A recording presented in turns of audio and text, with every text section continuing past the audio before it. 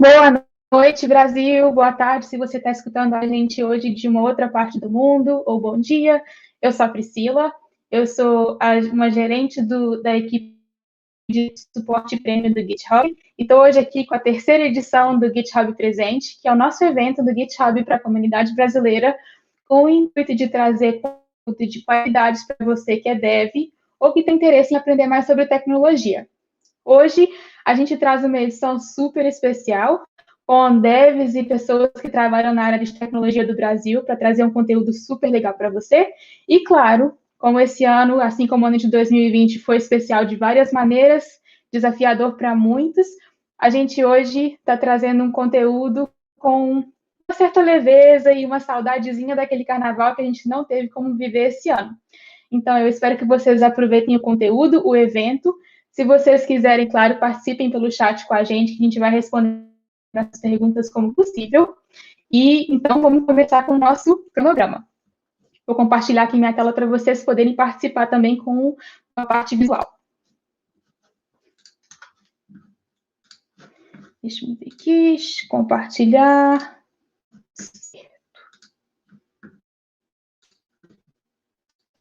Então, vamos lá, pessoal. Então, de fevereiro do nosso evento. E já tenho que pedir desculpa de cara, porque a minha internet hoje, para variar, né, na hora H de um evento como esse, não está das melhores, mas a gente vai tentando como der aqui. Para quem não sabe, eu sou de BH, sou de Contagem, na verdade, nascida e criada em Contagem, mas sou mineira de BH, né? Mas já há 10 anos eu moro nos Estados Unidos e eu tenho morado há 2 anos aqui na área de Chicago. A gente teve muita neve aqui nessa última semana e desde então a minha internet está congelada, literalmente. Então vamos começar aqui para a gente ver o que a gente tem de bom para vocês hoje. Essa é a nossa edição de fevereiro. A última edição aconteceu em outubro e a gente teve a participação de muita comunidade brasileira. Se você participou com a gente, você viu que a gente convidou o pessoal da linguagem Égua, por exemplo, que é uma linguagem completamente em português, criada por brasileiros. A gente já teve outras edições com o Paulo Silveira da Alura e muitos outros palestrantes e gente muito, muito boa que veio participar com conteúdo legal.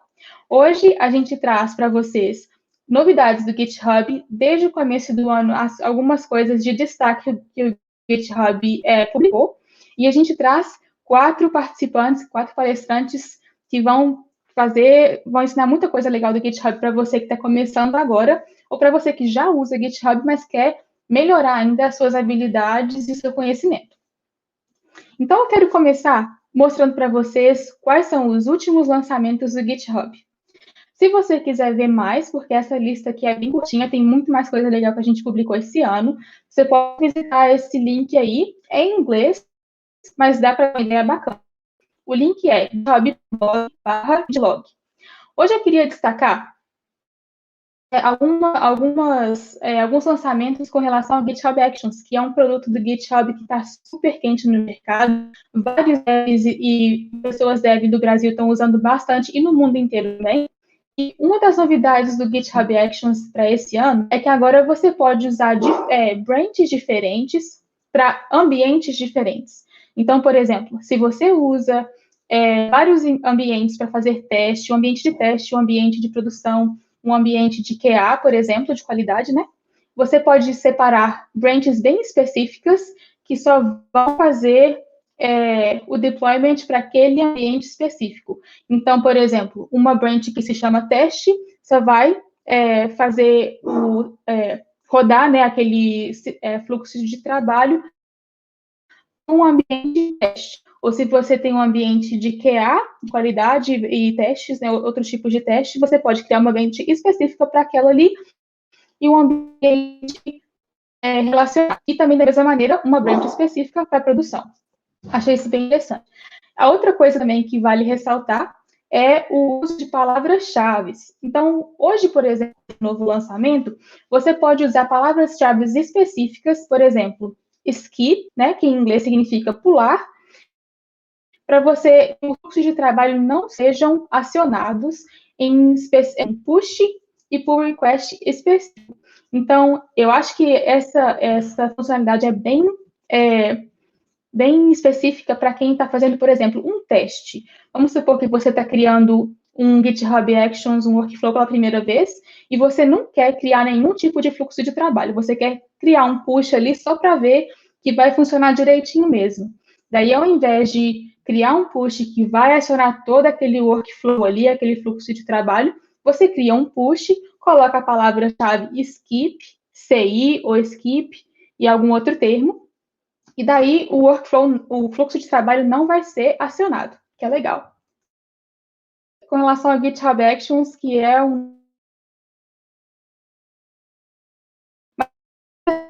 funcionalidades que o pessoal gosta bastante. Por exemplo, há um tempo atrás, quando você usava GitHub Packages e você precisava deletar algum package público, você não conseguia fazer isso por conta própria. Você provavelmente tinha que entrar em contato com o pessoal do suporte, que é a minha equipe, e pedir ajuda para deletar aqueles pacotes ali. Hoje em dia, isso já não é mais necessário. A gente lançou uma funcionalidade onde você pode deletar e restaurar pacotes, incluindo pacotes públicos, pela interface web e também pelo nosso API. Ah, e claro, se você participou do nosso evento alguns meses atrás, você provavelmente lembra de uma palestra que o Rui, um dos hubbers do GitHub, um dos hubbers do Brasil, apresentou uma palestra sobre NPM 7, que antes estava em beta e agora está disponível publicamente. Uma outra coisa que eu achei interessantíssima que a gente acabou de lançar é o suporte para fazer um merge request automaticamente. Então, geralmente, você pode fazer um merge, né? Quando você recebe um review, alguém revisou seu código, falou que tá legal, você vai lá e pela web interface web, você vai e clica o botão verde lá para fazer o merge do pull request. Já não é mais necessário fazer isso. Uma vez que todos os seus cheques e as verificações necessárias passem, então, por exemplo, revisão de código, algum controle de CI ou CD que você tenha criado, passe tudo verdinho, o pull request pode ser automaticamente mergeado, vamos pôr assim, né? Do inglês, merged. Isso tudo pode ser alterado as configurações do repositório mesmo. E bem semelhante com relação às configurações do repositório, você pode também agora renomear as suas branches. Então, se você, por exemplo, usa master e quer mudar para main, ou se você usa master e quer mudar para algum outro nome que seja mais específico para o seu uso, você pode agora fazer isso com muito mais facilidade. Detalhe de como fazer isso, dá uma olhada nesse changelog que está ali para você, ou em documentação do GitHub, que é em português, que é em .com/pt para português. E claro, tem outros lançamentos, dá uma olhadinha aí quando você tiver a oportunidade, tem muita coisa legal. Outra coisa que eu gostaria de ressaltar hoje é a participação de devs e pessoas do Brasil que estão fazendo parceria com o GitHub e ajudando a gente a ajudar a comunidade brasileira. O GitHub tem a intenção de fazer sempre mais eventos para trazer conteúdo, trazer experiência para a comunidade do Brasil, e tem duas equipes que eu gostaria muito de ressaltar hoje. A primeira é o Campus Experts. Como vocês podem ver, a gente tem 4 Campus Experts hoje, o Otacílio, o Germano, o Otávio, o Guilherme, e se não me engano, tem mais uma pessoa que entrou para o programa há pouco tempo. Desculpa se eu esqueci seu nome, mas é porque eu não peguei todos os detalhes, mas tem mais gente aí, você pode ver pelo link. O programa de Campus Experts, ele é bem relacionado para estudantes e para programas que auxiliam e dão suporte mesmo para estudantes universitários. Quem participa desse programa tem acesso a benefícios específicos do GitHub, especialmente um pacote de ferramentas e software que ajudam muito os estudantes e alunos universitários a desenvolver a carreira em tech deles e delas. O outro grupo que eu gostaria de ressaltar é o grupo dos GitHub Stars. E eu tenho certeza que se você acompanha esse pessoal, você está em ótimas mãos. Porque o Júlio Arruda, o Mário Souto e o William Justin fazem um trabalho sensacional na internet, no YouTube, nas redes sociais, trazendo conteúdo show de bola para quem tem interesse em aprender mais sobre tecnologia em geral e, claro, sobre GitHub. Para você aprender mais sobre o que é ser um GitHub Stars, você pode entrar em stars.github.com e, claro, entra na página deles para vocês verem que conteúdo bacana eles estão criando todos os dias.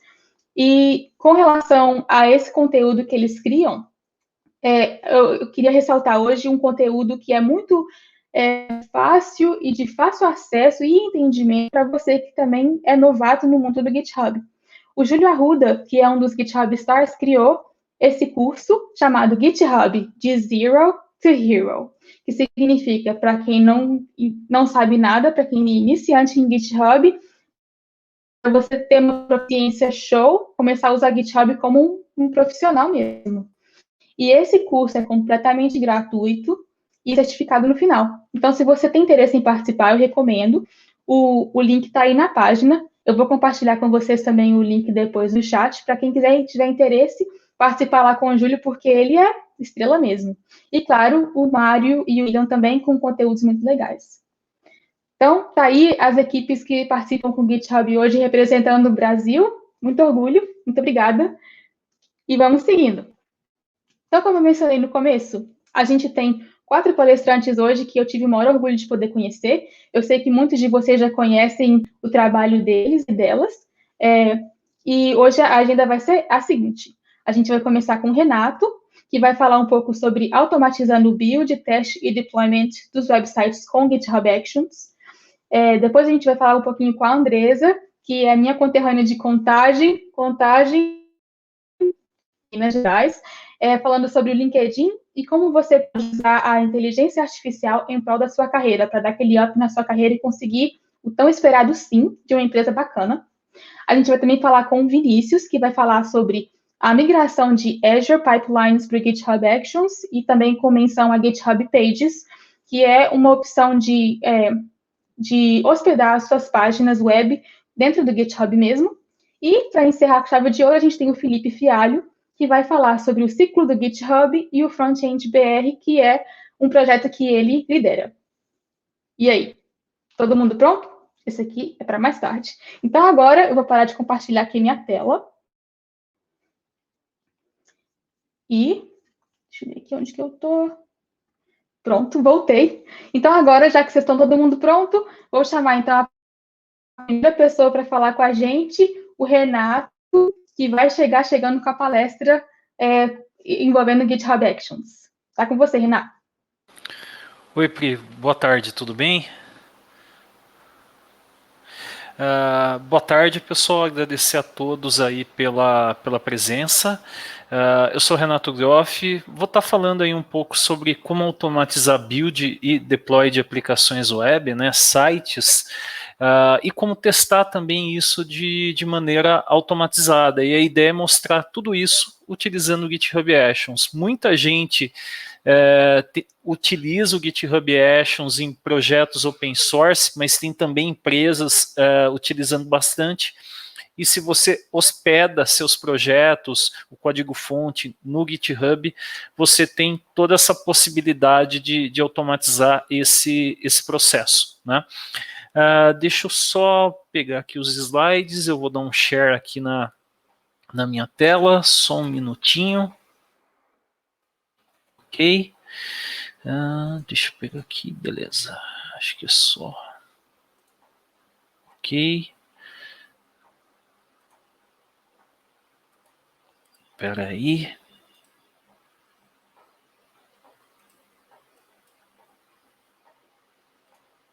Ok, dei o share aqui na tela, beleza. Vamos lá então, pessoal. Aqui estão os slides, né? Como a própria Pri já comentou, né? A ideia é mostrar um exemplo aí de automação. Claro que você pode fazer aí pensando em vários ambientes de nuvem ou mesmo num ambiente on-premise. Como eu trabalho bastante com Azure, eu vou mostrar um exemplo utilizando Azure, mas poderia ser AWS, DigitalOcean, Google Cloud, vai aí da necessidade de vocês, ok? Me apresentando rapidamente, eu sou desenvolvedor desde 2001, atualmente sou Microsoft MVP e MTAC, sou autor técnico, palestrante, sou bastante ativo na comunidade .NET e também na parte de Azure aqui no Brasil. Então, se tiverem interesse aí em acompanhar o que eu faço, fica o convite aí, me adiciona no LinkedIn, no Twitter, fiquem à vontade, ok? Aqui um resumo do que a gente vai estar conversando hoje. A ideia é mostrar um exemplo bem rápido, né? Claro que daria para estender bastante, eu já deixei a demo, boa parte pronta aí, para que a gente consiga ver, né, tudo que o GitHub Actions é capaz de nos entregar, ok? Então, para começar, pessoal, qual que é a motivação principal que temos para testar um software? Basicamente é garantir que aquele projeto atende ao que foi especificado, ao que o cliente pediu, né? E muitas vezes o que acaba acontecendo é aquela afobação, né, por N motivos, pressão de prazo, ou mesmo falta de cultura de muitas empresas, ou até, às vezes, a falta de conhecimento do dev, de não se informar, de não buscar adotar boas práticas no dia a dia, né? E o pessoal acaba relegando os testes a um segundo plano. Então, a ideia do software, de se testar um software, é que você garanta que aquilo vai atender o que foi especificado, e também, sempre que possível, sejam detectadas falhas e defeitos antes que aquilo suba para a produção. Dependendo aí do tipo de software, do volume de transações que a sua aplicação acaba processando, uma falha, um defeito, com certeza pode gerar um prejuízo financeiro bastante grande. Então, testando um software, você consegue garantir aí um mínimo de qualidade e que aquela sua aplicação atende aos requisitos. A gente tem vários tipos de testes que podem ser escritos, né? Testes automatizados, teste de unidade, que é o mais conhecido. Você tem estratégias para implementar testes de integração. No caso de web apps, você pode utilizar o Selenium, né, que é junto com o GitHub Actions, o assunto principal dessa apresentação que eu estou fazendo com vocês, né? Então, você tem várias maneiras de se testar. Claro, se você desenvolve, de repente, um componente que é utilizado por outras aplicações, você não vai utilizar o Selenium, você vai utilizar aí algum framework da plataforma que você construiu, uma biblioteca, um pacote, para automatizar esses testes. No caso de um site, seja um site em Angular, React, Vue, usando o .NET ou outra plataforma, você tem condição de fazer isso utilizando o Selenium. Falando aí um pouco sobre o Selenium é um projeto open source. Basicamente, qual que é a ideia geral dele? Você tem meios para manipular os elementos de uma página HTML simulando a interação de um usuário humano, né? Claro que você precisa fazer algumas configurações, né? Mas você consegue simular a interação com Firefox, Chrome, Edge, Opera, os principais browsers aí que a gente tem no mercado. Tem uma funcionalidade muito interessante do Selenium que eu vou utilizar aqui com vocês, que é executar o Selenium em modo headless. O que seria isso? A gente sabe, né? Todo mundo está acostumado a utilizar browser, você abre uma janela e faz a interação. Mas imagine, né, de repente você está implementando centenas de testes no seu ambiente de desenvolvimento, você vai executar isso, abrir o browser centenas de vezes vai ser um processo aí bastante incômodo, né? Você não vai conseguir trabalhar direito. Então, o Selenium oferece essa possibilidade de execução em modo headless, e quando você pensa em automação, seja com GitHub Actions ou outra solução de automação que exista aí no mercado, invariavelmente você vai ter que passar pelo uso do modo headless para simplificar esse processo.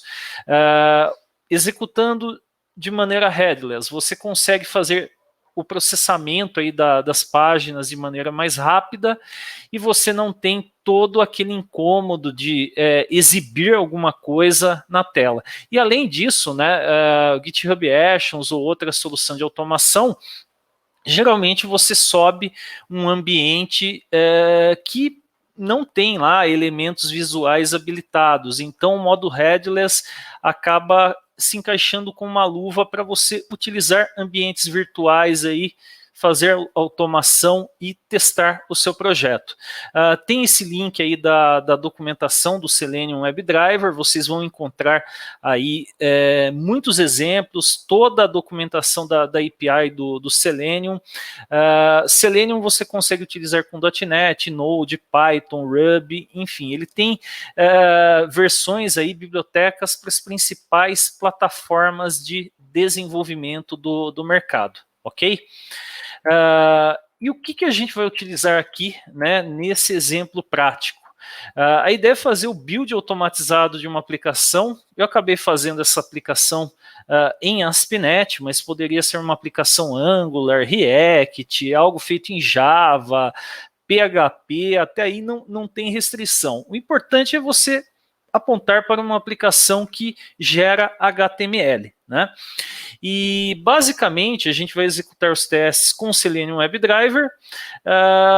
Caso haja uma falha nos testes, eu vou enviar uma notificação para um canal do Slack, né? Eu tenho aí um Slack aí de testes, então vocês vão ver a notificação chegando.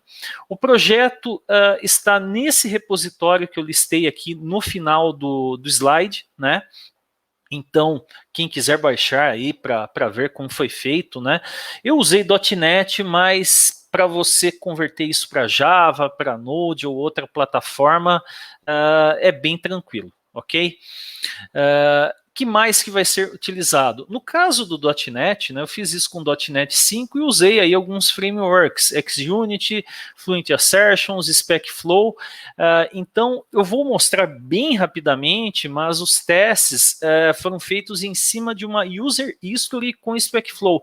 Então, muitas vezes você trabalha em empresas que adotam, por exemplo, Scrum, e as funcionalidades elas são documentadas como User Histories. Você pode pegar essa User History, né, desde que você escreva ela com português minimamente estruturado, inglês estruturado ou outra língua suportada por uma solução como SpecFlow, né, você tem aí frameworks baseados no Cucumber, né, que é uma solução que surgiu, se eu não me engano, com Ruby, né, você tem aí a possibilidade de implementar um teste a partir de uma User History. Então, eu fiz isso aqui, né, e usei ainda alguns frameworks típicos aí de implementação de testes com .NET. Que mais que vai ser utilizado? Vai ser feito um build de uma imagem Docker, né? Os testes vão ser simulações utilizando o Chrome, daria para fazer isso com Firefox, Opera. Por questões de simplificação, usei o Chrome aqui. As notificações para o Slack, eu estou utilizando um recurso do Azure chamado Azure Logic Apps. Então, eu tenho um endpoint, né, que eu cadastrei como um secret aí no meu exemplo, né? E daí o que acontece? Eu gero uma imagem, um ambiente virtual aí do próprio GitHub Actions, roda as validações. Deu erro, eu mando uma notificação. Passou, eu subo a imagem no Docker Hub e depois faço o deploy no Azure, utilizando o Azure App Service. Estou utilizando Docker. Então, para reproduzir isso com outra tecnologia, baseado em containers, seria um processo bem tranquilo. Ok?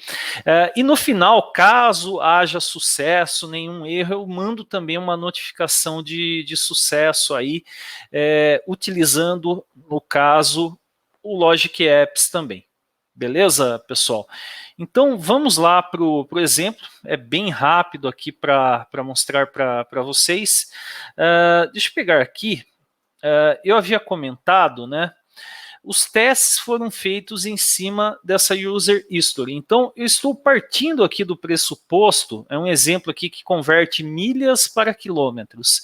Estou partindo do pressuposto que vai ser feito um arredondamento para 3 casas decimais, mas de maneira proposital, eu deixei uma falha na aplicação. Então, os testes vão falhar, alguns desses testes vão falhar e o deploy não vai acontecer, ok? Vai ser abortado no meio esse processo. O workflow, pessoal, ele está aqui em YAML, né? Então, estou usando aqui variáveis aqui no começo, configurações gerais aqui do meu projeto, né? Eu tenho aqui dois jobs, né? 2 fases. A primeira aqui, eu faço build da imagem Docker, então, estou usando actions aqui, né? Então, a primeira action de checkout faz uma cópia para o ambiente virtual que eu estou usando aqui do Ubuntu, né? Vai copiar todo o conteúdo do meu repositório no GitHub, então tenho acesso aos projetos de teste e a aplicação web, né? O que eu faço aqui? Eu acesso aqui a aplicação web, faço um Docker build gerando a imagem, crio um container, né? Então, eu posso fazer isso. No ambiente Linux, se eu buildei uma imagem, eu consigo criar aqui um container dentro do ambiente que o GitHub Actions oferece. Daí, o que eu faço? Eu rodo aqui os testes, beleza? Uso uma action aqui para fazer login no Docker Hub, faço push aqui para o Docker Hub, publicando a minha imagem, e daí aqui, o que eu vou fazer? Eu pego aqui o resultado dos testes, né? Então tem um relatório que é gerado, isso em .NET, mas se você usa Java, por exemplo, tem opções para fazer isso em Java, pela linha de comando Java. Se falhou, eu pego aqui o resultado dos testes, é um HTML e subo como um artefato, né? Vai ser um arquivo zipado, você consegue ver lá o log de execução do seu workflow e você consegue baixar isso. E também eu configurei aqui o meu projeto para que cada teste executado via Selenium, eu gere um print desse teste. Então, você tem condição de repente, falhou alguma coisa, vamos ver como que foi preenchido isso em tela. Você consegue fazer isso, ok? E se deu alguma falha, né, notem que essas condições de falha, eu coloquei esse if aqui indicando falha, né, failure. Então, esses steps aqui de um workflow só serão executados se acontecerem falhas. Caso não aconteça nenhuma falha, ele parte aqui para essa parte de deploy, né, essa segunda parte. Notem que tem aqui o uso de secrets, né? Então, o secret, se você tem alguma credencial de acesso, um token, é importante que você cadastre isso como um secret no seu projeto, não exponha isso no seu workflow. De repente, um projeto open source, né? Você tem um perigo aí que alguém acesse alguma credencial e gere uma grande dor de cabeça. Então, eu conecto no Azure, aponto aqui para a imagem, né? Faço o deploy e finalmente eu pego aqui, né, e mando uma notificação para o Slack indicando que tudo deu certo. Vamos executar isso aqui rapidamente para vocês verem. Eu já estou com tudo pré-configurado. Deixa eu só carregar aqui, pessoal. Beleza. Então, eu fiz um fork aqui do meu próprio projeto nessa organization aqui.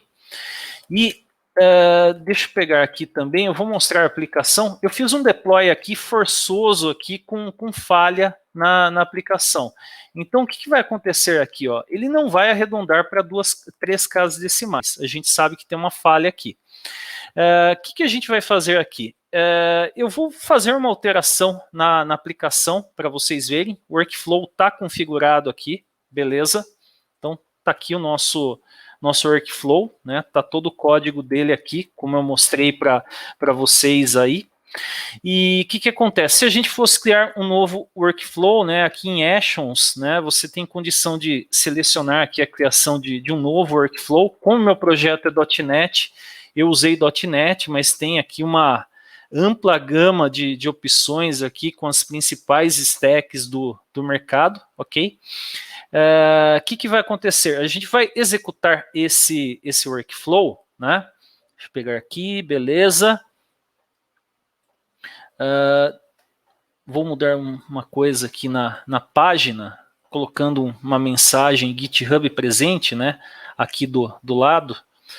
E vocês vão ver que o workflow vai executar e vai ter falhas, ok?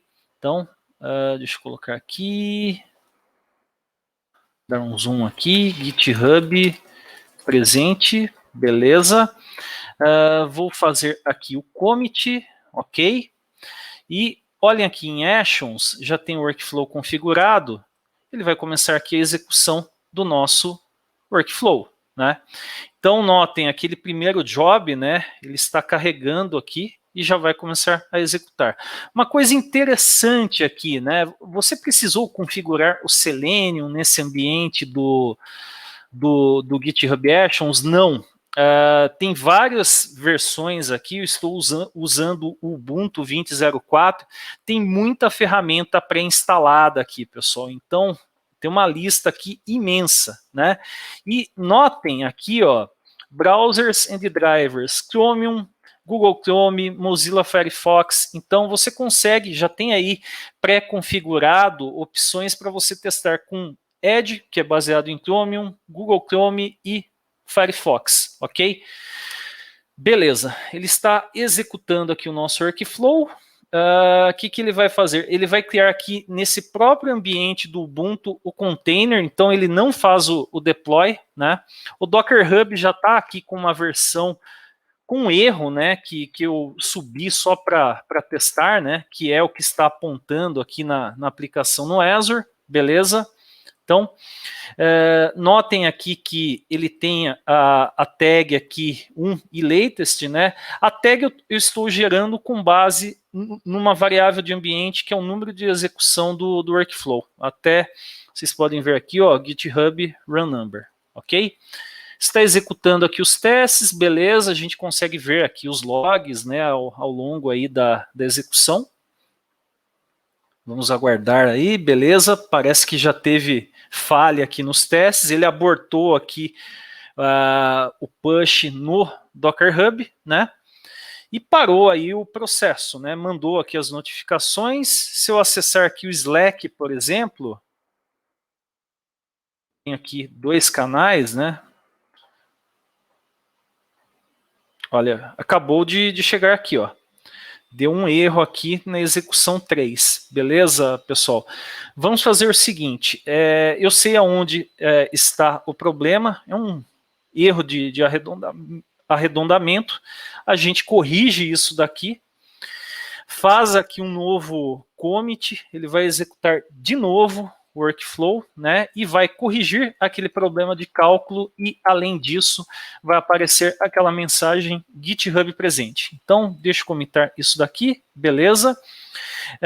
Notem o seguinte, enquanto ele vai executando tudo isso aqui para a gente, né, então, já está aqui, eu tenho aqui outro canal, né, deixa eu até pegar aqui, GitHub Sucesso, ele vai provavelmente mandar uma mensagem aqui indicando que a execução 4 desse workflow teve sucesso. Então, está processando aqui, beleza, deve passar aí sem maiores problemas. Essa execução que deu erro, pessoal, eu comentei, olha, eu estou subindo aí, fazendo upload de alguns artefatos.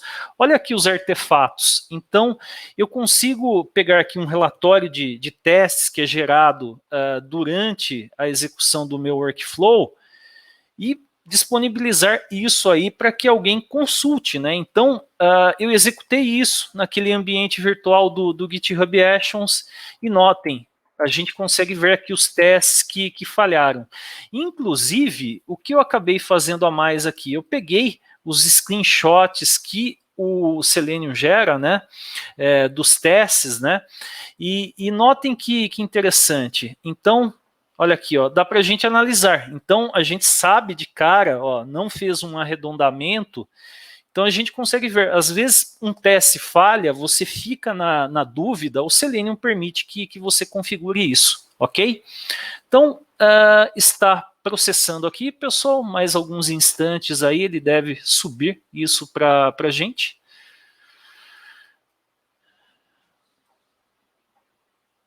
Está terminando aqui. E claro, se a gente analisar aqui essa execução que teve falha, você consegue navegar aqui pelas mensagens de log e ver o que aconteceu, ok? Então dá para a gente ver aqui que foi feito aqui o upload do arquivo.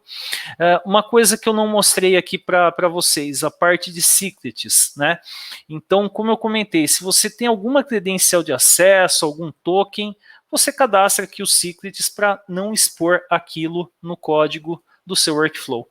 Olha, ele já terminou aqui o build, teve sucesso, já vai começar aqui a execução do job de deploy, mais alguns segundos aí a aplicação já vai estar atualizada lá no Azure. Como eu comentei, eu fiz no Azure, mas poderia ser na AWS, na Google Cloud, IBM Cloud. Você vai depender aí de actions que tenham sido disponibilizadas por essas empresas. Mas é bem tranquilo esse processo. Parece que foi aqui, pessoal. Já está mandando a notificação, ó, chegou aqui, executou com sucesso. Deixa eu copiar aqui esse valor. Melhor, vou abrir aqui outra aba, beleza. A gente copia aqui esse valor e faz um teste. Está dando um restart aí na aplicação, beleza. Já veio aqui com a nossa atualização, se a gente colocar aqui o valor, 3 casas decimais. Funcionou, pessoal. Basicamente era isso, né? Apresentação bem rápida, mostrando aí possibilidades que o GitHub Actions oferece. Você consegue fazer aí automação com Kubernetes, usando Terraform, de repente, sei lá, você usa um provedor, acesso via FTP, você consegue fazer automação apontando para um FTP. Então, vai do que você utiliza e, claro, você dando uma pesquisada, com certeza vai ter um workflow ou mesmo uma série de actions que simplificam aí o processo para vocês. Beleza, pessoal? Basicamente era isso. Espero aí que vocês tenham gostado. Eu vou acessar o chat aí agora, né? Se alguém tiver alguma dúvida, dentro do possível, eu vou respondendo aí vocês. Beleza, pessoal? Muito obrigado, então.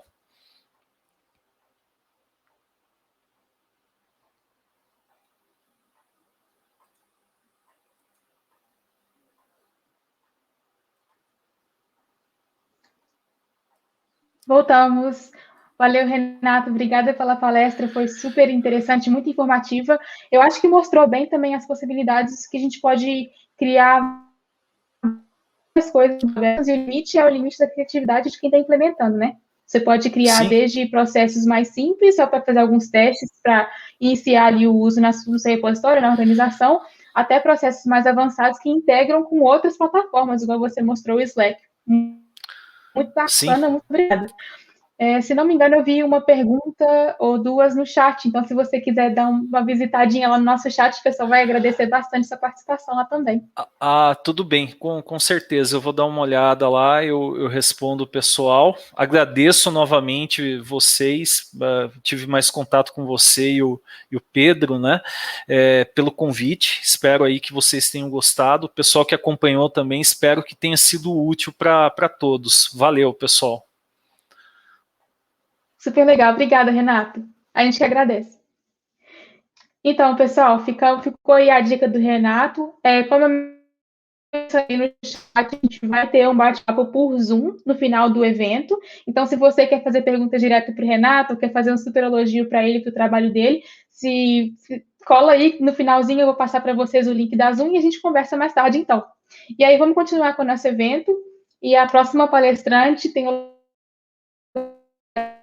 no meu coração, de Contagem das Abóboras. Vem aí a Andresa, com a palestra sobre como usar a inteligência artificial para a sua carreira no LinkedIn.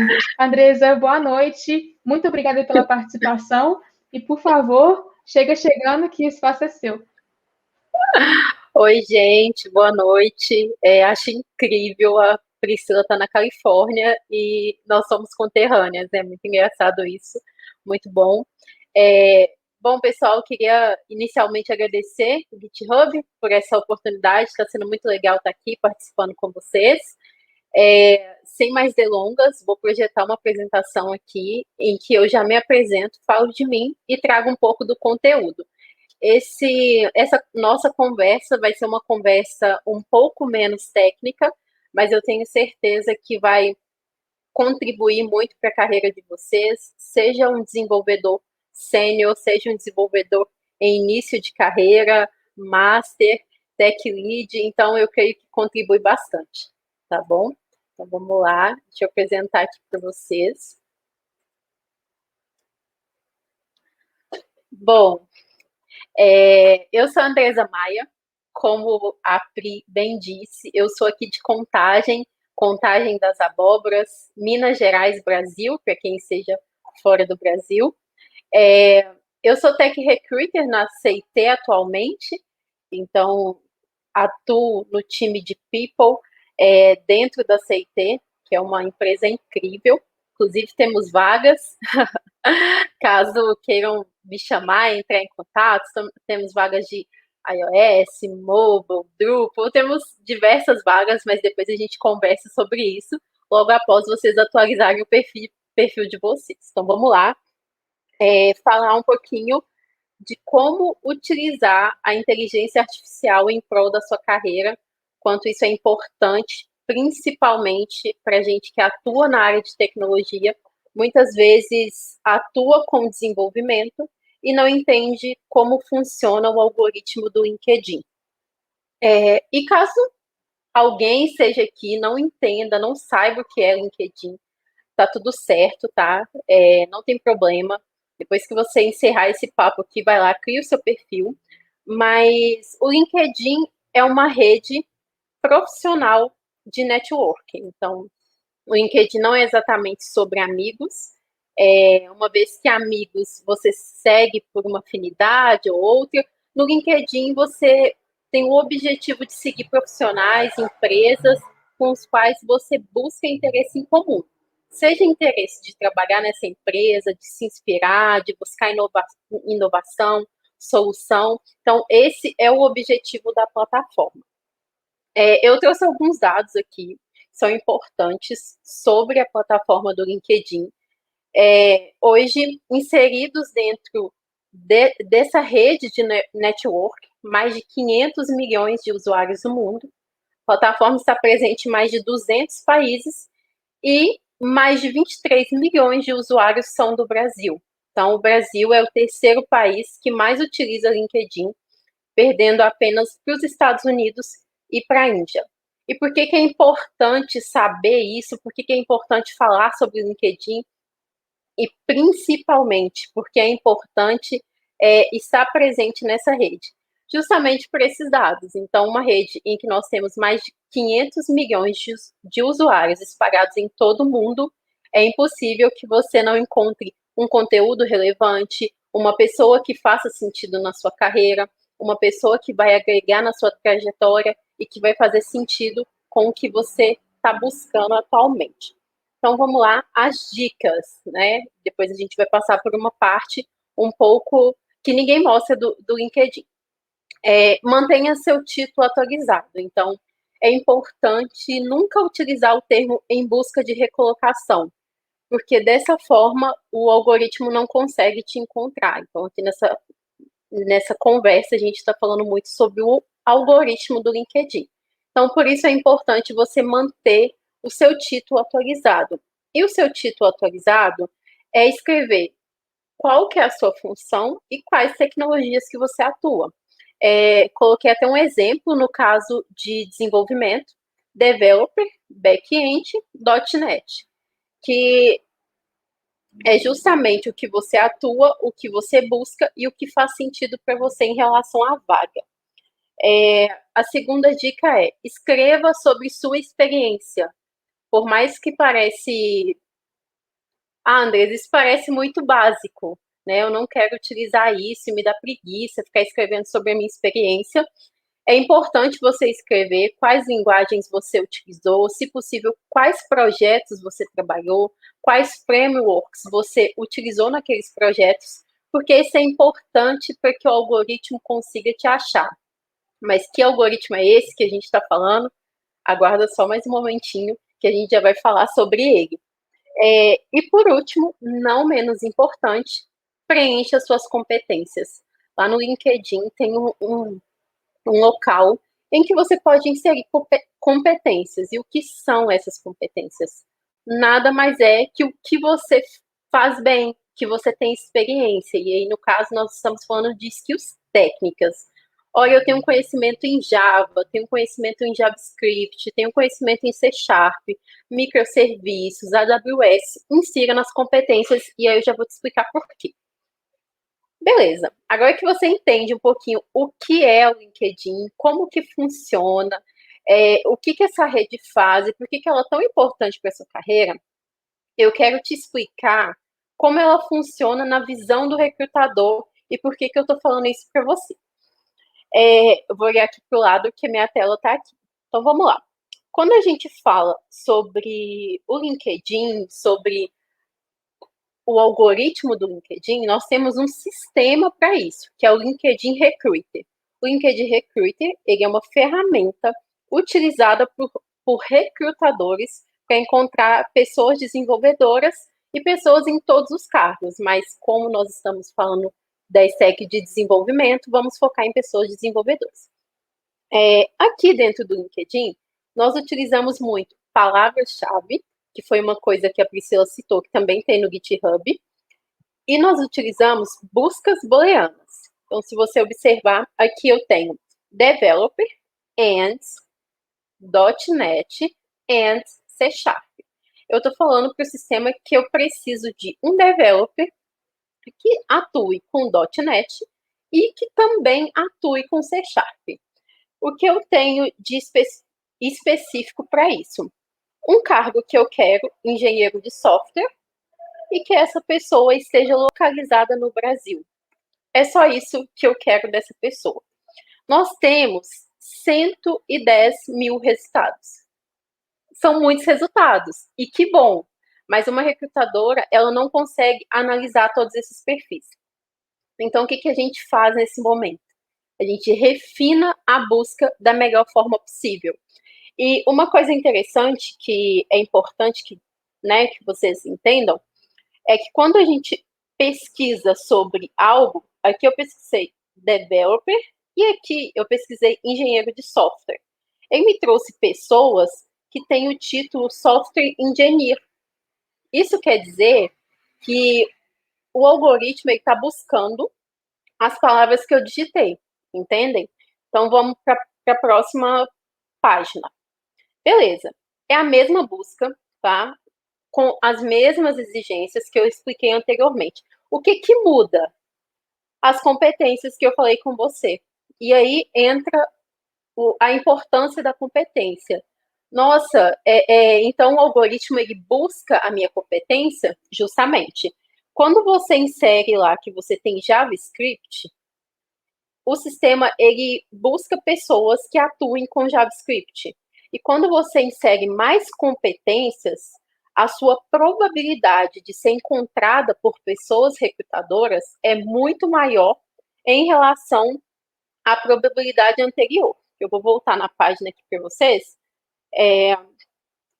Vou voltar aqui na página para vocês. Olha, nós temos 110 mil resultados e quando eu inseri um filtro de competências, eu tenho 5 mil resultados aproximadamente. É um filtro muito mais baixo em relação ao que a gente busca, certo? Aqui eu tampei o nome das empresas, mas ainda continua buscando uma pessoa que seja software engineer, só que agora ela acrescentou pessoas que atuem com C Sharp e .NET, que foram coisas exigidas nas competências. Entenderam como faz diferença? Agora, a última dica de todas é sobre palavra-chave. Palavra-chave volta naquela temática que eu expliquei lá no início. Aqui, ó. Descreva, mantenha seu título atualizado, descreva a sua experiência e preencha suas competências. Principalmente no descreva a sua experiência, é que as palavras-chave entram. Quando eu tenho a opção de buscar na ferramenta, eu também busco por pessoas que tenham palavras presentes no perfil. Então, por exemplo, hoje eu busco um developer C#. Eu quero que essa pessoa tenha atuado com microserviços e que conheça a AWS. Não necessariamente isso vai estar explícito no título da pessoa, mas se em algum momento do perfil dela, seja na experiência, seja na formação, seja nos cursos, seja nas recomendações, aparecer a palavra AWS, o LinkedIn ele me traz aquela pessoa. E aí eu posso pesquisar dentro do perfil da pessoa qual que é a expertise dela em relação a isso, entenderam? Então vamos passando pelo primeiro exemplo, 110 mil resultados.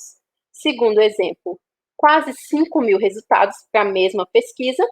E vamos para o último exemplo, 988 resultados. Nossa, mas o que mudou? O que mudou em relação a isso? Aqui nós temos um combo. Temos as competências, temos as palavras-chave. A palavra-chave, ela funciona como uma forma de busca booleana, que ela encontra dentro do LinkedIn tudo que eu estou pedindo. Então, a busca booleana, ela funciona como o AND, para buscar isso e aquilo, o OR, isso ou aquilo, e o NOT, isso menos aquilo. Então, por exemplo, eu busco uma pessoa JavaScript que conheça, que pode ser JavaScript ou JS, porque pode estar escrito no perfil da pessoa JS, que ela conheça de C#, AWS e .NET, e que ela conheça da metodologia ágil Scrum. E é isso. Com essa busca, eu consigo fazer uma triagem entre 988 candidatos, pessoas candidatas, 988 resultados, para entender o que faz mais sentido para mim naquele momento. Então, quando você preenche o seu perfil, a probabilidade de que você seja encontrado por pessoas certas, recrutadores e principalmente para vagas que fazem mais sentido para você é muito grande. Porque eu recebo muito contato falando, nossa, Andresa, me chamaram para uma vaga que não fazia sentido para o meu perfil, porque eu programo em Python, a pessoa me chamou para uma vaga Java, me chamou para uma vaga .NET, não faz sentido para mim. E aí eu pergunto para a pessoa, bom, você informou isso no seu perfil? Porque se a recrutadora vê uma informação e ela entende que é um developer, ela vai entrar em contato para tentar entender qual stack que a pessoa está utilizando.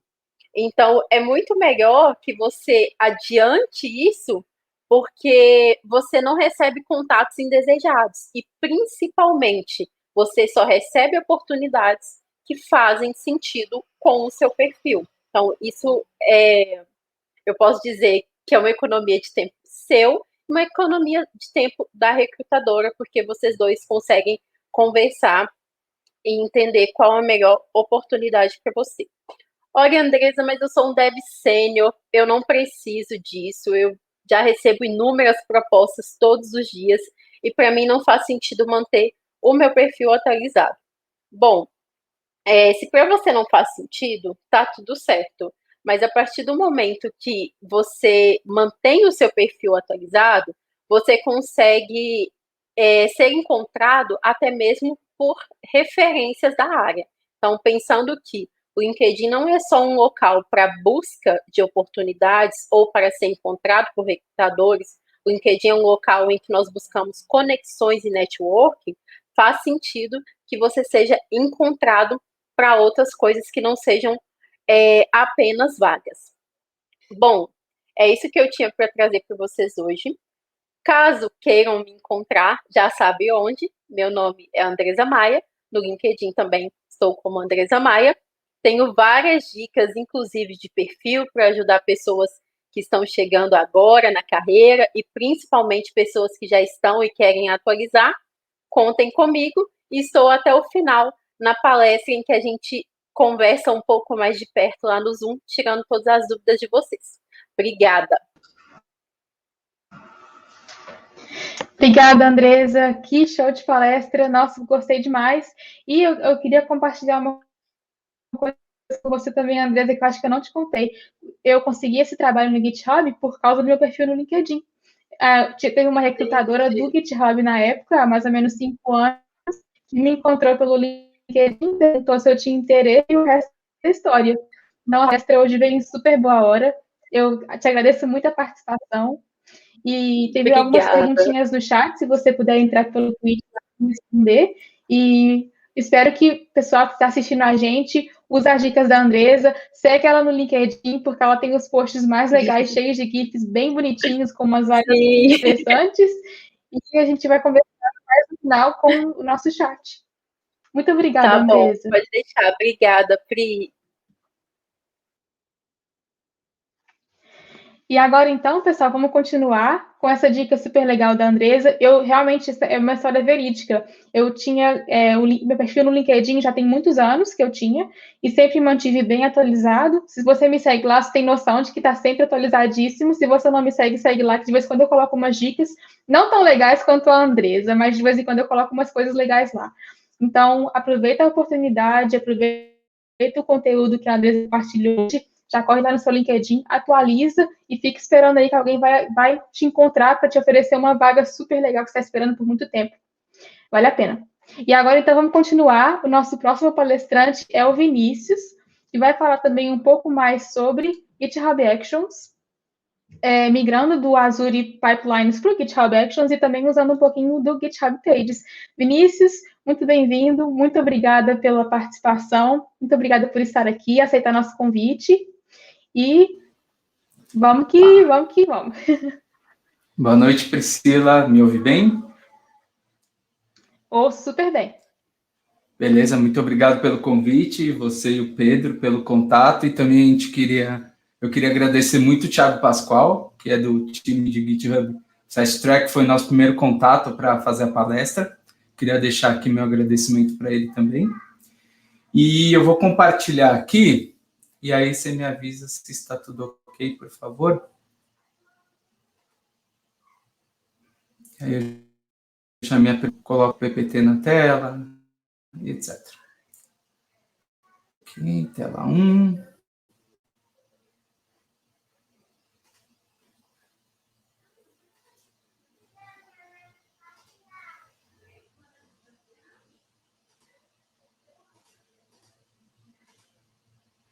Tá tudo certo? Então tá bom. Então, pessoal, boa noite novamente. Eu sou o Vinícius Moura. Eu também, igual o Renato, eu sou MVP, só que eu sou MVP desde 2015. Eu já estou aí tá um pouco desatualizado esse slide. Eu estou no meu 6º ano dentro do programa. Profissionalmente, eu atuo na área de DevOps mais ou menos uns 11 anos. Então, eu ajudo times de desenvolvimento a serem mais ágeis, entregarem com melhor qualidade. E muita de ser mais ágil, ter mais qualidade, passa pelo processo de automação. Hoje eu trabalho bastante com a plataforma Azure DevOps, que é a plataforma da Microsoft, para fazer todo o processo de ciclo de vida de aplicações, né, desde a concepção até a entrada em produção, e agora também trabalhando com GitHub Actions. E por trabalhar com as duas plataformas, né, que a gente está nesse momento de ter o Azure DevOps na parte de automação e também o GitHub Actions, me surgiu um insight de ajudar as pessoas no entendimento desses dois processos de automação, desses dois modelos de automação. E a ideia da palestra é isso, é mostrar como que eu fui criando um catálogo de conhecimento, um catálogo de tasks e actions, para que as pessoas consigam ter um local para se conectar e entender como que uma task foi implementada no Azure Pipelines, que faz parte do contexto do Azure DevOps, e como eu implementarei essa task dentro do Actions. Então, a ideia é realmente criar esse catálogo de tasks e actions para que as pessoas possam consultar, né, e ter essa ideia de como que faz essa migração de uma maneira mais tranquila. Então, aqui está a ideia da minha palestra, né, que é criar esse guia de uso para desenvolvedores para reconstruir seus pipelines.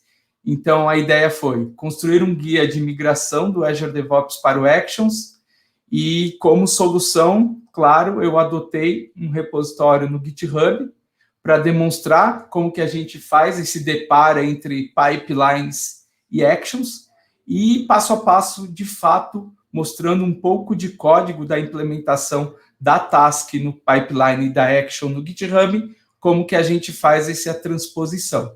E por se tratar de um catálogo de referência para as pessoas, né, nada mais justo do que eu usar um recurso do próprio GitHub, que é a publicação de uma página onde a pessoa consegue navegar facilmente por esse catálogo de informações. Então, está aqui o processo que eu me dei por conta de como que eu ia utilizar. Então, basicamente, eu catálogo todas as tasks do Azure DevOps. Claro, crio um exemplo de utilização. Vou até o Marketplace do GitHub Actions e procuro essa respectiva task que faz exatamente um match entre a task do pipeline e a action do GitHub. E também faço essa documentação. E aí eu coloco isso num Markdown para que eu consiga publicar numa GitHub Page sem nenhum problema. Então, foi esses os passos aí que eu... Então, é explorar a task, criar um exemplo prático, buscar extensão no Actions e também documentar essa action dentro desse meu catálogo. E aí, a implementação, de fato, ficou assim, um exemplo prático de implementação do Azure DevOps, para quem conhece o pipeline, ele tem 2 exemplos de utilização do pipeline, que a gente chama de modo clássico e modo YAML. Então, na verdade, a cada task catalogada, cada action catalogada, eu trago 3 exemplos de utilização. No Azure DevOps, no modo clássico e no modo YAML, e no Actions, o modo YAML, que é o modo oferecido pelo próprio GitHub Actions. Mas tudo por trás tem documentação, exemplo prático, print. Então, é um catálogo aí que a tendência dele é que eu quero, né? É um sonho aí que ele sirva de referência para muita gente fazer essa jornada de migração entre o Actions, entre o pipeline e o Actions de um modo bastante tranquilo. Então, eu trouxe aqui um exemplo, né? Que, no caso, isso aqui é fazer deploy de Azure SQL. Ou seja, eu quero fazer deploy de banco de dados. Então, aí está a implementação do modo clássico, onde eu coloco um print, eu coloco documentação de onde que aquela task originou, para trazer mais exemplos para as pessoas. Eu coloco um snippet de código de como que a gente implementa aquela mesma task no modo YAML. Então, ainda no Azure DevOps. E aí eu também trago aquela implementação no Actions. E aí, aqui, eu trago já um link de documentação para o Marketplace do Actions. Então, eu tenho toda uma semântica para eu considerar que aquela minha task está totalmente documentada, tá? E, no final, assim que eu consigo documentar uma task, eu tenho um processo de pipeline, que eu vou mostrar para vocês dentro do meu repositório lá do GitHub, que ele pega aquele meu Markdown e publica como um GitHub Pages. E o que é legal é que eu consegui fazer tabela de conteúdos, né, um índice, tem âncora para cada um dos links, tem referências. E aí a gente vai entender agora, de fato, como que eu faço uma implementação aqui para vocês, tá? E vocês estão vendo que eu estou no meu code. Então, basicamente aqui, pessoal, eu estou com o meu repositório desse meu catálogo de dados baixado. Aqui eu criei uma estrutura, né, básica. Então, eu tenho o README principal do meu repositório, tá? Aí aqui eu tenho uma pastinha tasks, onde eu descrevo como que cada uma dessas tasks que eu estou mostrando a implementação, tanto no pipelines do Azure DevOps, quanto no Actions do GitHub, como que é essa documentação. E caso eu tenha algum print, né, alguma imagem, eu catalogo debaixo dessa folder Images. Aqui para mostrar para vocês, que eu fiz, né? Eu deixei um exemplo pronto para só fazer add, commit, push, para que a nossa página seja atualizada automaticamente. Então, se eu vier aqui na diferença de arquivos que eu tenho para subir nesse commit e colocar aqui no modo de verificação de histórico para saber o que eu vou subir, né? Peraí, deixa eu só pegar aqui.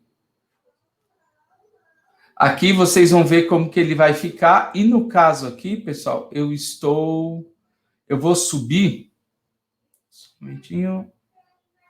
Deixa eu só navegar aqui no Markdown. Eu estou subindo mais uma referência a uma documentação, porque eu estou mapeando a task Publish Artifacts do Azure DevOps, que no GitHub Actions tem o nome de Upload Artifacts, mas o intuito é, após um processo de compilação, por exemplo, eu quero armazenar ou no Azure DevOps ou no Actions o resultado da compilação. Por exemplo, um zip, um executável, seja lá o que for a resultante da minha compilação, eu vou armazenar dentro dos artefatos ou do Azure Pipelines ou do GitHub Actions. Basicamente, é isso que eu estou fazendo aqui. E no caso, como eu o Markdown principal, né, que eu suba a minha alteração, é isso que eu faço aqui. Aí aqui, eu estou subindo uma imagem de exemplo por causa do modo clássico do Azure Pipelines. Ele está carregando aqui minha imagem. Só um minutinho. Espera aí. Deixa eu estar com um problema aqui. E aqui eu tenho o Markdown explicando exatamente como que a minha task foi implementada. Tá aqui ela exatamente implementada. Como é um arquivo novo, ele está todo implementado. Então, só para vocês entenderem como que é a estrutura do meu arquivo, né? Então, aqui eu falo, ó, para implementar em Azure Pipelines, essa é a documentação inicial da task. No modo clássico, no caso, eu ponho uma imagem, e no modo YAML, eu coloco o snippet de código aqui. E no GitHub Actions, eu falo o nome da task também, eu coloco o link da documentação no Marketplace do Actions e coloco aqui, tem um exemplo de como utilizar aquela task. Então, tudo documentado para fazer esse depara entre o Pipelines e o Actions, eu acredito que vai ficar bastante tranquilo. Então, essa jornada de migração, para quem queira seguir, vai ser uma parte bastante interessante. E aí, só para vocês entenderem, aqui está o meu repositório, né? Aqui está exemplos certinhos de como que eu trabalho. Aqui está... aqui tem... Peraí, deixa eu abrir aqui a página dos... Aqui eu controlo todos os deploys, né? De como que eu estou fazendo aquele deploy de um page. Eu já vou explicar como é feito o deploy de um page, tá? E aqui no final, de fato, está o meu GitHub Pages hospedado lá na GitHub, e aqui o endereço padrão, que é a minha organização, github.io, e o nome da minha Pages. Então, está tudo implementado. Então, aqui, ó, se eu clicar no MS Build, eu quero implementar MS Build em Pipeline. Então, está aqui o modo clássico, eu tenho exemplo de documentação, então está aqui um exemplo de como eu implemento no modo YAML em Pipeline e como eu implemento no modo YAML em Actions. Então, está tudo documentado aqui tranquilamente. E para vocês entenderem como que eu faço deploy para Pages, eu tenho um arquivo config.yaml dentro do meu repositório. E aí eu estou utilizando o Markdown, eu uso a notificação Crondown, e aí eu uso um plugin do JK, o Relative Links, para que eu possa trabalhar com âncoras. E isso aqui é só uma configuração padrão para que a minha GitHub Page entenda Markdown e links âncora. Basicamente, isso aqui eu peguei na documentação do GitHub Pages, foi super tranquilo trabalhar. Então, para vocês entenderem todo o processo funcionando de fato, eu vou no code, Então, aqui, eu vou dar um git add, beleza? Eu coloquei lá no stage, agora eu subo o meu commit, e aqui eu vou colocar documentação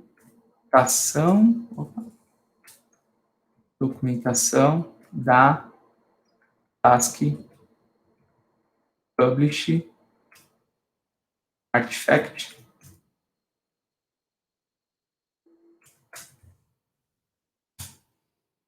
Beleza? Fiz o commit, então já está na minha área.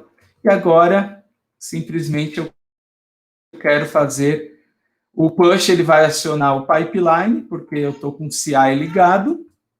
Aqui, basicamente, ele vai entender que eu quero atualizar minha GitHub Pages. Então, se tudo deu certo aqui, eu dou um push. Beleza? Subiu meus 3 arquivos, né? 2 inclusões e uma alteração. E se eu navego aqui para o... É muito rápido uma page, não sei nem se vai dar tempo de vir aqui de fato.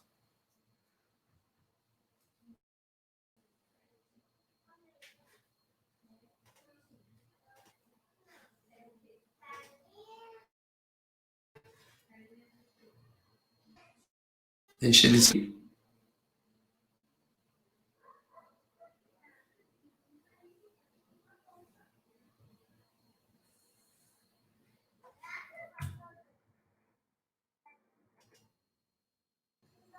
Só quero que ele mostre o meu atual deployment. Aqui, ó. Ele já atualizou 35 segundos atrás, então ele já fez o deploy. Então, aqui, só para provar um deploy, eu não tinha aqui no meu da task publish chart, para você der um atualizar aqui na minha pages. Aqui está a minha documentação depara nova entre pipelines e actions. Na hora que eu clico aqui, eu tenho toda a implementação dentro do pipeline no modo clássico, no modo YAML, e como que eu implemento aquela task no GitHub Actions. E qual que é a ideia aqui?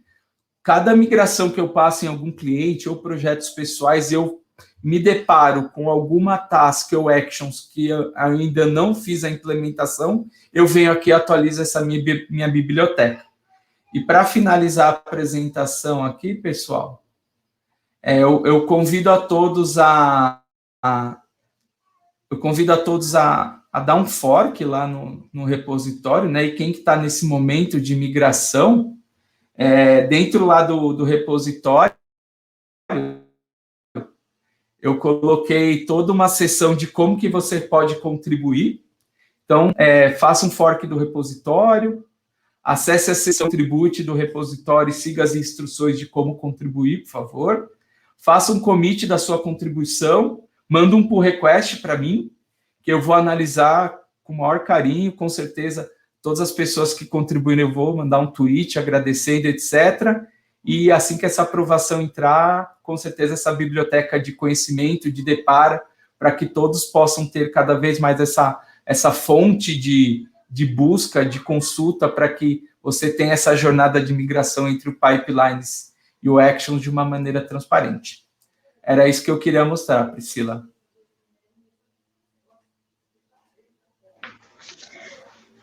Muito obrigada, Vinícius. Que show de apresentação, que detalhada. Fiquei muito impressionada. E eu achei muito interessante que você mostrou para a gente como que o GitHub Actions é uma outra perspectiva, né? Porque o Renato mostrou para a gente como que o GitHub Actions integrar a implementação com outras plataformas, e hoje você mostrou uma migração e ainda assim a implementação do GitHub Actions com um outro produto do GitHub, que é o GitHub Pages.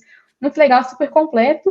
Pessoal, aproveita a oportunidade, aproveita a lição hoje de Vinícius e passa lá para fazer um commit e compartilhar seus conhecimentos também com a comunidade. Vinícius, muito obrigada mesmo por compartilhar essa experiência com a gente.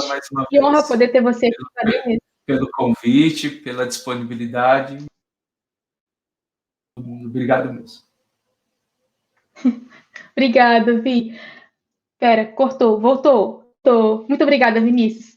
Então, pessoal, agora vamos continuar aqui o nosso evento. Desculpa eu ter te cortado antecipadamente. Vamos continuar, então, o evento aqui com uma outra palestra show de bola. E eu gostaria de convidar o Felipe Fialho para vir aqui falar com a gente sobre o ciclo GitHubiano e o Front-End BR. Felipe, obrigada pela participação, muito obrigada pela proposta da palestra. Estou muito animada de te assistir hoje e vamos com tudo que o espaço é seu. Muito obrigada. Obrigada. Primeiro, boa noite aí. Obrigado pelo convite, você e o Pedro, né? Eu tô com a voz meio esquisita, porque eu acho que eu tô meio resfriado. Mas obrigado, é uma honra participar. Eu sou um grande fã do GitHub. Quem me acompanha aí nas redes sociais sabe disso. Então, espero que seja legal. A ideia dessa apresentação é mostrar um pouco aí da minha visão sobre open source, que não necessariamente é exatamente convencional, e mostrar como o open source, de certa forma, mudou o mercado, continua mudando, e como as coisas avançam rápida na nossa profissão, justamente por conta dessa filosofia open source aí que a gente tanto vê por aí. E então, é isso, mais ou menos isso que eu vou falar. Vou tentar compartilhar a tela aqui. Vamos ver se eu consigo de primeira, que é sempre uma questão delicada. Tá mostrando? Agora tá, acho que já tá me vendo. Bom, começando aí com uma pergunta, que naturalmente não vai ter o mesmo efeito aí fazendo online, já que eu não vou conseguir escutar ninguém, mas eu queria perguntar quem já participou de um projeto open source, e aí eu tô imaginando que algumas pessoas estão levantando a mão e outras não, já que eu não consigo ver e escutar. E aí eu vou trocar a pergunta e ver se alguém de vocês já fez qualquer uma dessas coisas. Gerou conteúdo, se palestrou, respondeu dúvidas em fórum, compartilhou conhecimento por aí, dentro ou fora da empresa, ajudou em algum projeto, ou lib, ou mesmo organizou evento. Então, continuo sem ver, mas eu imagino que essas perguntas, a grande maioria responde que sim, tipo, já fez pelo menos uma dessas coisas. E aí entra mais ou menos no tema da apresentação, que open source não é código aberto. Open source significa fonte aberta. Essa frase de open source não é código aberto foi falada por um amigo meu, o Afonso Pastifer, que muitas pessoas aqui devem já conhecer ou acompanhar ele nas redes sociais. Mas, assim, isso tangeia muito do que eu penso sobre open source e toda essa filosofia. Porque quando a gente fala de código aberto, a gente fica restrito a projetos que envolvem código. Quando a gente fala de fonte aberta, a gente meio que coloca todo o potencial de comunidades, de criação de conteúdo, conhecimentos que são compartilhados por aí, enfim, como open source, e não uma coisa restrita a código. Então, dando continuidade, a minha história aí, digamos assim, com open source, começa em 2012, meio que assim, eu estava querendo aprender ou estudar CSS, que era uma CSS3, né, na verdade, que era uma grande novidade ali na época, não era algo tão convencional como é hoje, que, tipo, na verdade, a gente chama mais CSS3, é só CSS. E aí eu vi um desenho feito pelo Bernardo Luna, que foi um Homer, foi feito só com CSS, e eu achei incrível. E aí eu falei, puta, mano, eu vou tentar fazer isso também. E aí eu fiz esse projetinho que eu vou mostrar aqui para vocês, ele foi feito em 2012, então muito me surpreende que ele ainda está funcionando. E a ideia era justamente estudar CSS. Então, basicamente aqui eu consegui estudar border radius, eu consegui estudar gradiente, eu consegui estudar, inclusive, o uso de animações com um projeto que é só experimental e que foi bem divertido de fazer. A questão é que ele está disponível, então, de certa forma, outras pessoas começaram a olhar para o código desse projeto e olhar para esse projeto e falar que elas se inspiraram nele para começar a fazer outras coisas. E eu fui inspirado pelo Homer que o Bernard Luna já tinha feito. Ou seja, outras pessoas começaram a estudar CSS fazendo desenhos, através de projetos que foram feitos por outras pessoas.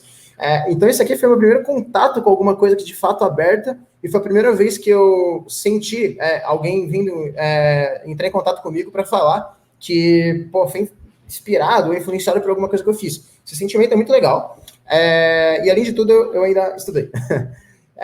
Dando continuidade, aí um pouquinho depois, acho que foi em 2013, eu também desenhei um piano.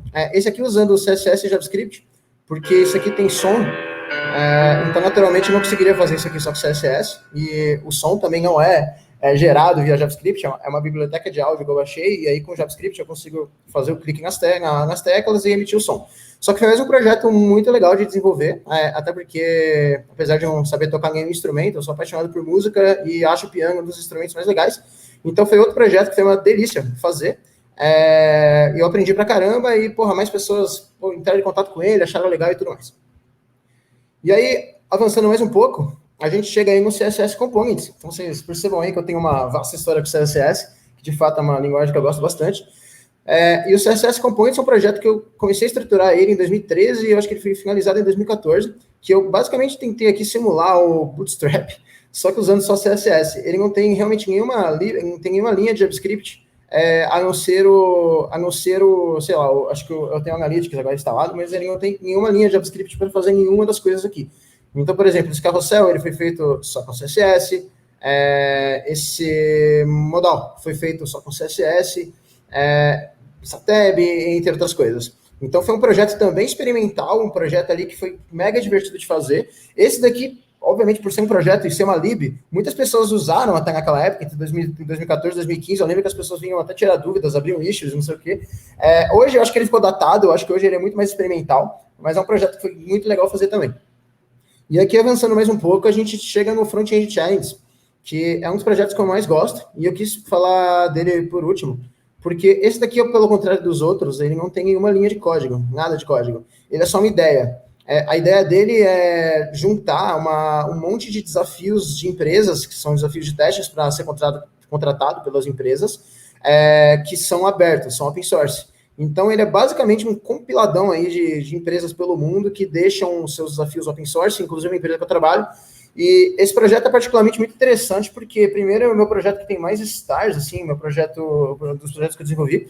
E, mais do que isso, muitas pessoas já vieram falar que aprenderam muito fazendo alguns desafios que estão aqui. E uma das coisas mais legais que aconteceu é que já rolou algumas vezes eu estar em empresa e receber desafios de pessoas em épocas que não são de processo seletivo. Então, as pessoas enviavam somente para receber feedback. E mais legal ainda é que já aconteceu, por exemplo, de pessoas serem contratadas por empresas que eu estava ao mandar esse desafio, porque o desafio é enviado, dá para entender que a pessoa, o que ela consegue ou não fazer com código, e daí o feedback foi enviado para a pessoa positivo. Eu falei, então, a gente não tem a vaga aberta, mas a gente pode dar continuidade no processo. Então, é um projeto aí que impactou bastante gente também, e é um dos que eu mais gosto. E aí, vou me apresentar aqui rapidão. Eu sou o Felipe, sou o Tech Lead em Juntos Somos Mais, trabalho com desenvolvimento desde 2009. Gosto muito de postar conteúdos, então tenho o meu blog, que, assim, não posto tanto mais hoje em dia, mas eu tenho meu blog, eu posto muito conteúdo no Twitter, tenho aí meu GitHub. Eu também fiz criei um canal no YouTube, eu até esqueci de colocar aqui. Ele tá meio parado, mas eu espero que em breve eu consiga voltar aí a fazer vídeos para ele. E aí, voltando ao tema, porque ninguém quer saber do que eu sou, na verdade, chegamos no Front-End BR. E aí que é a parada. Na verdade, o convite da apresentação era até para falar desse projeto aqui, porque ele é um projeto bastante interessante. Basicamente, aí, meados de 2016, eu estava meio órfão de lugares para discutir coisas relacionadas a front-end. Eu usava muito Facebook, mas eu comecei a não gostar mais do Facebook. E aí eu fiquei sem lugar para falar sobre código, né? E mais ou menos nessa época eu acabei postando no meu Twitter exatamente esse texto, perguntando se, tipo, o que vocês acham de repente, criar um fórum dentro do GitHub e usar as issues como fórum, usar as issues ali para colocar tópicos para as pessoas responderem e tudo mais. E aqui eu até explico melhor que uma das coisas que eu nunca gostei no Facebook é o fato do Facebook não ser escalável, ou seja, tudo que a gente escreve dentro do Facebook não fica disponível na internet. Então, eu não quero deixar as minhas coisas no Facebook. Eu quero que as coisas que eu faço estejam disponíveis para qualquer pessoa ver. E o GitHub tem isso. Tudo é escalável, tudo indexa. E é uma das coisas que eu mais gosto no GitHub e foi um dos motivos de criar essa organização chamada Front-End BR. Depois do fórum, acabou surgindo aí outras frentes, como esse repositório aqui de eventos, que isso aqui é um site que naturalmente tem eventos do Brasil. Ele agora está menos atualizado, já que os eventos estão diminuindo, apesar de eventualmente ter bastante evento online também, que a gente criou mais ou menos naquela época. E tem o Vagas. O Vagas, eu acho que ele virou o carro-chefe aí da organização. Esse repositório já assim, já foram publicadas agora acho que são mais de 4.000 ali, pelo que eu estou vendo, vagas, é muita vaga, desde 2016, são muitas e muitas e muitas pessoas mesmo que já foram contratadas por aqui. Eu sempre uso o próprio Front-End BR quando eu vou contratar as empresas que eu estou trabalhando, e com certeza o projeto do que eu participei que mais impactou pessoas. Então, o Front-End BR está fazendo 5 anos aí agora em 2021, e aí o Pedro me chamou justamente para falar um pouco desse projeto aqui. E aí, por incrível que pareça, agora o GitHub tem o Discussions, né? Que inclusive o nosso fórum aqui no GitHub, que eu agora esqueci de deixar aberto, vamos ver se eu consigo rapidamente chegar. Acho que eu tô rápido. O nosso fórum está justamente utilizando os discussions como issues. Então, agora é um fórum mesmo. Agora é justamente o fórum, a gente não está mais utilizando as issues, embora em algumas vagas a gente ainda ache que faz sentido. Mas aqui a gente está utilizando aqui o próprio discussions, que é algo que o próprio GitHub adicionou agora, e que, tipo, é muito legal, assim, você pensar que, de repente, algo que você já tinha feito no passado ali, agora tem ativamente na plataforma, que é uma das plataformas que eu mais gosto, como eu disse. E aí, agora eu vou dar continuidade aqui, porque eu contribuo com o open source, no final de contas.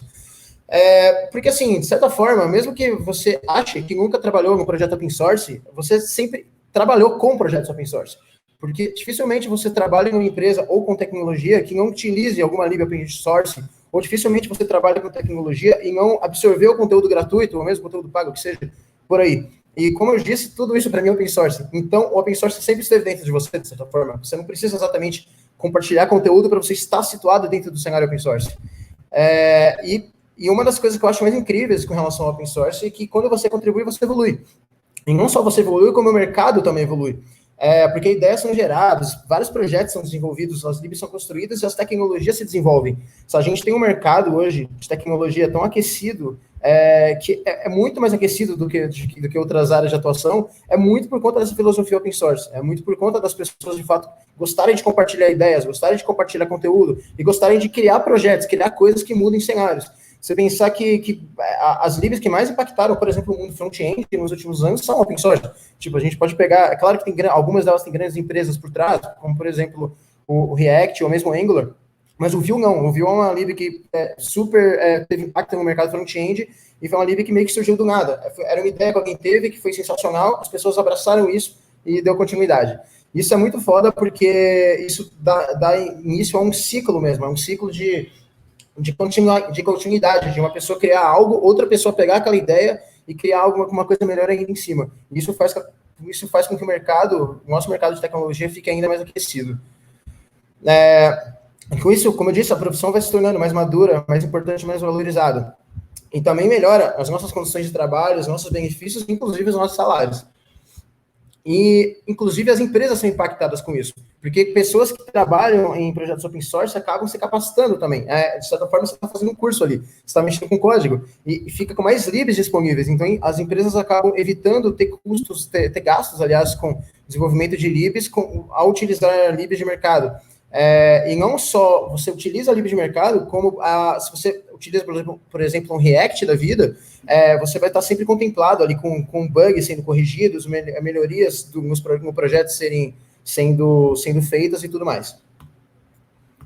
E aí tem mais, né? Quando você está participando de um processo de projetos open source, você consegue demonstrar suas habilidades. Então, você consegue demonstrar habilidades, por exemplo, com códigos, com layout, com lógicas, com metodologias, com padrões e mais um monte de coisa. Isso são habilidades técnicas, principalmente. Só que a gente também consegue demonstrar soft skills com projetos open source, por incrível que pareça, porque a gente consegue mostrar comprometimento, responsabilidade, organização, liderança e até mesmo trabalho em equipe. Porque quando a gente está a gente está atuando em um projeto open source, a gente naturalmente tem que lidar com outras pessoas, a gente tem que trabalhar junto com elas. Então, por exemplo, para alguém que nunca trabalhou na vida, porém já se aventurou em participar de um projeto open source, seja de que forma for, a pessoa vai desenvolver tanto hard skills quanto soft skills automaticamente, sem necessariamente precisar entrar no mercado de trabalho. E aí, por exemplo, uns exemplos de soft skills que são bem interessantes, que eu gosto muito de dar, é organizar eventos. Porque quando a gente organiza evento, basicamente a gente tem que ter muitas daquelas soft skills que eu falei anteriormente. Tipo, basicamente todas essas qualidades aqui são colocadas à prova quando você organiza um evento. E, então, pessoas que organiza eventos, em tese, tem essas capacidades muito desenvolvidas. E isso é possível mostrar sem necessariamente você estar incluída numa empresa ou alguma coisa do tipo. Somente participando da organização de um evento ou alguma coisa do tipo, você já consegue mostrar todas elas. E aí, então, né, se você quer começar a contribuir, existem algumas formas. Uma delas é gerar conteúdo. Esses conteúdos podem ser em vídeo, escrever textos, cursos, palestrar, enfim. Gerar conteúdo é uma coisa bem interessante, porque, inclusive, enquanto você, por exemplo, está estudando, está aprendendo uma nova tecnologia, ou está aprendendo um novo conceito, é possível você meio que transformar tudo isso daí num texto, ou mesmo num vídeo, e deixar disponível para outras pessoas. Quando você explica alguma coisa, em tese, você acaba melhorando a sua capacidade de absorver aquela ideia, e, além disso, mais pessoas vão ter contato com essas suas ideias ou com essas coisas que você está estudando, e isso acaba favorecendo o mercado como um todo. Também é possível responder dúvidas de um Stack Overflow da vida, grupos de Telegram, no Slack, em redes sociais e até mesmo no trabalho. Em tese, assim, quando você está no seu grupo de trabalho ali discutindo uma ideia, ou ajudando alguém, você também está indo de acordo com essa filosofia open source, que é compartilhar conhecimento. Como eu disse antes, organizar evento é uma outra coisa que pode ser feita nessa linha, como ajudar com organizações, com patrocínio, com cofre, com equipamento. É claro que o evento agora, por conta da pandemia, é algo que mudou um pouco, mas mesmo assim, toda a logística do evento é difícil, mesmo sendo online. Estava acompanhando a galera aqui antes do evento, é uma logística enorme, a galera está há dias organizando esse evento aqui. Isso não é fácil e é uma forma absurda de conseguir ajudar a comunidade de desenvolvimento. Aqui tem outras possibilidades de ajudar sem você necessariamente organizar um evento. Você pode, por exemplo, oferecer um local, né, considerando que um dia a pandemia acabe, e recolher os lixos, entende? Tipo, no fim do evento, você, em vez de sair correndo, pode pegar os lixos que estão ali no chão, jogar no lixo, e organizar as cadeiras, o que vai, de fato, ajudar as pessoas que estão organizando os eventos. Você também pode codar. Criando documentação, issues, respondendo essas issues, abrindo por requests ou até revisando por requests são uma das formas de codar, porque você está conseguindo gerar coisas ali para alguns projetos sem necessariamente colocar a mão no código. E falando em GitHub, o GitHub é uma rede social. Eu acho que cada vez mais aí o GitHub tem se posicionado dessa maneira. Eu acho que esse conceito de rede social com o GitHub sempre teve. Eu sempre gostei de acompanhar a timeline. Então, por exemplo, se eu entrar aqui na minha timeline, vai ter o feed, né? E eu consigo ver o que as pessoas estão curtindo, o que elas estão fazendo e tudo mais. E isso é uma rede social, entende? Tipo, é uma forma de você, inclusive, se atualizar, ver quais são os melhores projetos, etc. Alguns dos projetos mais legais que eu descubro não é nem em outros lugares, em LinkedIn, ou Twitter, em qualquer lugar, é no próprio GitHub. Eu só vejo que as pessoas estão curtindo. E aí é só uma brincadeira aqui, mas, tipo, em vez da gente passar aí, sei lá, 4, 5, 6 horas por dia em outras redes sociais, dá para pegar aí um pedacinho desse tempo, de repente uns 10 ou 15 minutos que seja, para dar uma navegada no GitHub e ver quais projetos estão acontecendo, como que está o código deles, ou mesmo como está a documentação deles. É uma forma incrível de se atualizar e se manter em um nível de evolução dentro do mercado. Então, aí, agora, vou dando algumas dicas. É possível, por exemplo, ajudar com documentação dentro do GitHub. A maioria dos projetos precisam muito disso daqui, porque, às vezes, essa é uma parte que fica meio abandonada lá dentro. Então, por exemplo, se você está utilizando uma lib e acha que a documentação dela não é boa, cria a documentação, melhora a documentação, revisa a documentação que está lá, ou, de repente, traduz. A gente está num evento aqui que é um evento PTBR aí para o GitHub, eu acho que especialmente feito para pessoas que não falam inglês, inclusive eu.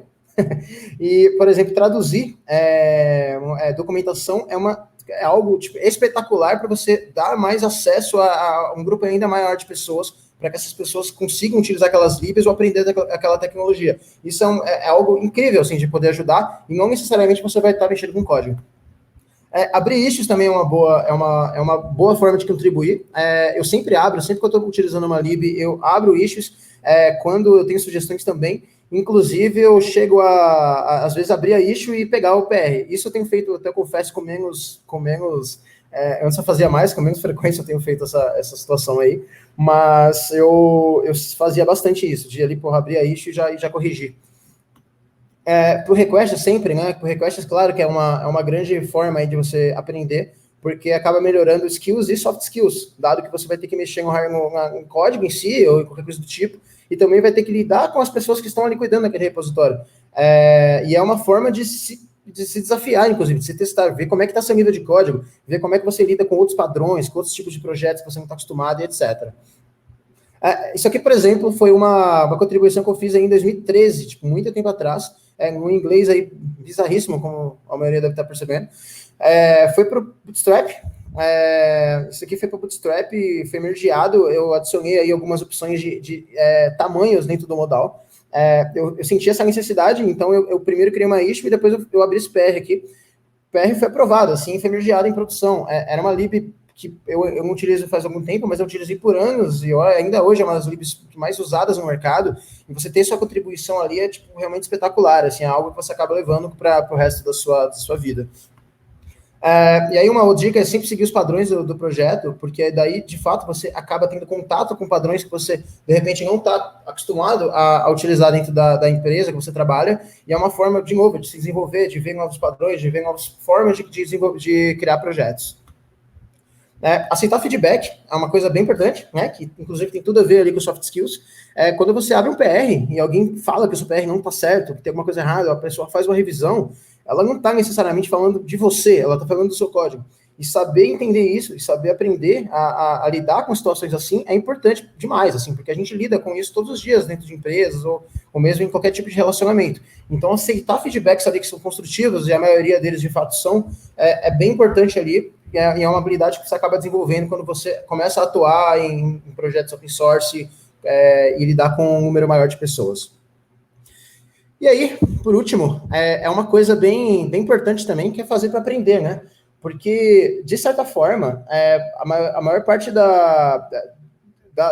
tempo que a gente desenvolve no trabalho, a gente está lidando com as mesmas tecnologias, as mesmas coisas, e a gente tem a pressão do trabalho ali, que exige, claro, que a gente entregue algo que gere valor para a sua empresa, para que ela fature e tudo mais.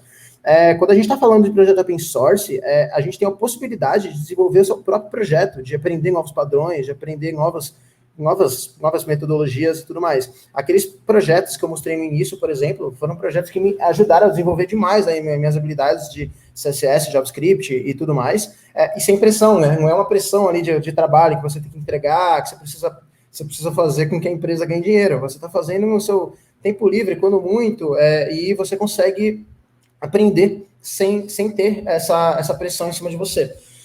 O único contraponto que eu faço aqui, que é bem importante mesmo, é ter equilíbrio, né? Porque eu já perdi a linha várias vezes, assim, a mão de trabalhar por horas e horas a fio, tipo, eu terminar o trabalho e aí, começar a trabalhar em projetos desses, vários aí que eu mostrei, e eventualmente madrugadas e madrugadas sem dormir, dias e dias ali ansioso e tudo mais.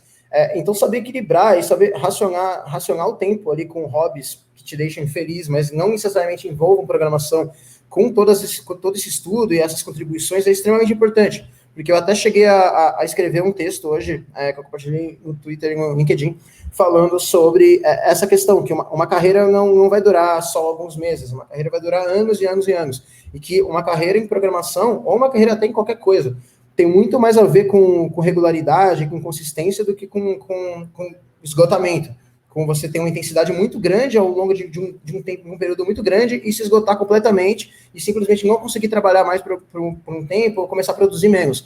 Então, saber cuidar desse equilíbrio para fazer com que a carreira siga uma linearidade é extremamente importante. E isso não significa que você não tenha que ter momentos de intensidade às vezes, vai ser necessário.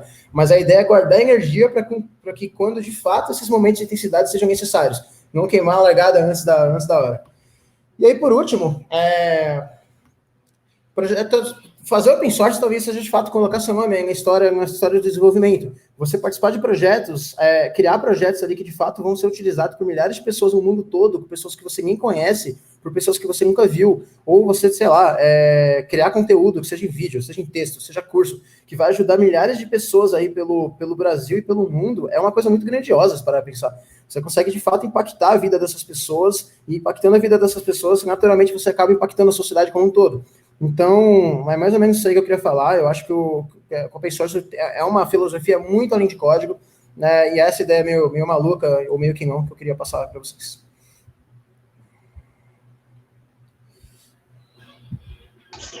Bom, Felipe, muito obrigada.